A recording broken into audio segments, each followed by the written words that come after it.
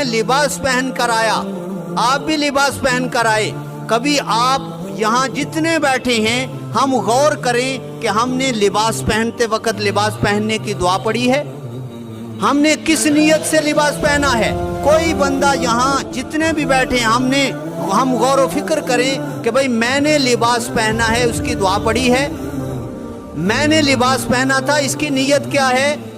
کسی نے استحضار نہیں کیا اس کی نیت کیا ہے۔ کیوں؟ ہم نے دوست کی ملاقات کو سوچا ہی نہیں ہے، ہم نے اس کو کبھی غور و فکر ہی نہیں کیا کہ لباس پہننے کا طریقہ کیا ہے، لباس کس طرح پہننا چاہیے، اور اس کے پہنتے وقت جو ہے وہ دعا کس طرح مانگنی چاہیے۔ ہم نے غسل کر لیا، ہم نے نہا لیا، ہم نے سرما ڈال لیا، ہم نے تیل لگا لیا، لیکن ہم نے کبھی نہیں سوچا کہ یہ تیل لگایا تو ہماری نیت کیا ہے۔ اب یہ بھی ذکر ہے، یہ بھی ذکر ہے جب تم لباس اس نیت سے پہنو گے کہ اللہ رب العزت کے حبیب صلی اللہ علیہ وسلم کی سنت سمجھتے ہوئے اور دعا پڑھ کے لباس پہنو گے تو یہ بھی اللہ کا ذکر ہے۔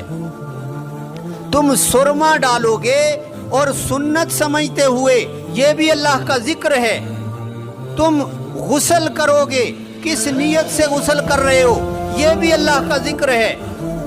یہ سارے اللہ کے ذکر ہیں، لیکن ذکر کو ذکر کا طریقے سے کرنا چاہیے اور سیکھنا چاہیے۔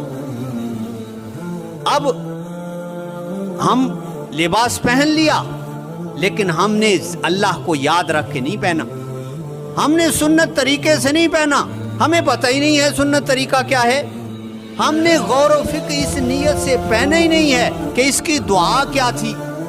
تو یہ لباس تو پہنا ہے، لیکن محبوب کی ملاقات کے لیے نہیں ہے، اپنی خواہش نفسانی کے لیے پہنا ہے، اپنی نفسانیت کے لیے پہنا ہے، اپنی ضرورت کے لیے پہنا ہے۔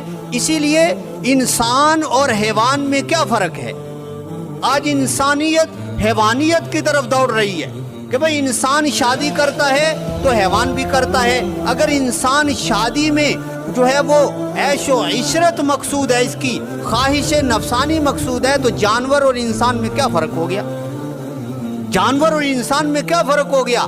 جانور بھی جو ہے وہ عیش و عشرت اور صرف نفسانی خواہشات کے لیے اپنی خواہش پوری کرتا ہے، اور انسان اور عورتیں بھی دوپٹہ اتار کر اور اپنے بال ننگے کر کے جو ہے وہ بازاروں میں پھریں اور شادیوں میں جائیں۔ تو جانور اور اس انسان میں کیا فرق ہے؟ مجھے آپ بتلائیں، اس میں کیا فرق ہے؟ وہ بھی خواہش پوری کر رہا ہے، یہ بھی پوری کر رہا ہے، پھر انسانیت اور حیوانیت میں فرق کیا ہو گیا؟ اگر انسان کھا رہا ہے، میں بھی کھا رہا ہوں اور جانور بھی کھا رہا ہے، اس میں کیا فرق ہو گیا؟ کہ میرا بھی کھانا پیٹ بھرنا مقصود ہے اور اس نے بھی پیٹ بھر لیا، تو فرق کیا ہو گیا؟ تجارت میں بھی کر رہا ہوں، ایک کافر بھی تجارت کر رہا ہے، پیسے وہ بھی کما رہا ہے، میں بھی کما رہا ہوں، لیکن میرے اور اس کے پیسے کمانے میں اگر کوئی فرق نہیں ہے تو پھر کفر اور اسلام کے اندر جو ہے وہ کیا فرق ہوگی؟ اس لیے ہمیں استحضار کرنا پڑے گا کہ بھائی ہم مسلمان صرف مسجد کے مسلمان نہیں ہیں، کیا کہ نماز پڑھ لی بس کافی ہے، نماز نکلتے ہی مسجد سے باہر ہم نے جھوٹ کو بھی جائز قرار دے لیا، ہم نے دھوکے کو بھی جائز قرار دے لیا، ہم نے قسمیں جھوٹی اٹھانے کو بھی جائز قرار دے دیا، ہم نے مال دوسرے کا ہڑپ کرنے کو بھی جائز قرار دے لیا، ہم نے صرف مال کمانے کو مقصد بنا لیا، تو پھر انسانیت اور حیوانیت میں، مسلمان اور کفر میں کیا فرق ہو گیا؟ خواہشات پوری کرنا مقصود نہیں ہے، سنت طریقے سے خواہشات پوری کرنا مقصود ہے۔ لباس پہننا مقصود نہیں ہے، سنت طریقے سے لباس پہننا مقصود ہے۔ تیل لگانا مقصود نہیں ہے، سنت طریقے سے تیل لگانا مقصود ہے۔ ہر چیز کو سنت طریقے سے اپنا کر پورا کرنا یہ مقصود ہے۔ یہ اسلام اور کفر کے درمیان فرق ہے، یہ انسانیت اور حیوانیت کے درمیان فرق ہے، یہ جانور اور انسان کے درمیان فرق ہے کہ انسان کام کرتا ہے وہ اللہ کے نبی کا طریقہ سمجھ کر کرتا ہے، وہ اللہ کے نبی کے طریقے کے مطابق کرتا ہے، اس کو ذکر کہتے ہیں۔ لیکن یہ پیدا ایسے ہی نہیں ہو جاتا، یہ ایسے ہی نہیں ہو جاتا، استحضار بار بار کرنا پڑتا ہے، بار بار غور و فکر کرنا پڑتا ہے۔ ایک بچہ آپ کا سامنے آ گیا، آپ نے اس کو اٹھا کر جو ہے وہ اس کو چوما، اس کا بوسہ لیا۔ ایک کافر آتا ہے، اس کا بھی بچہ ہے، وہ بھی اٹھاتا ہے اور اس کو جو ہے وہ بوسہ لیتا ہے۔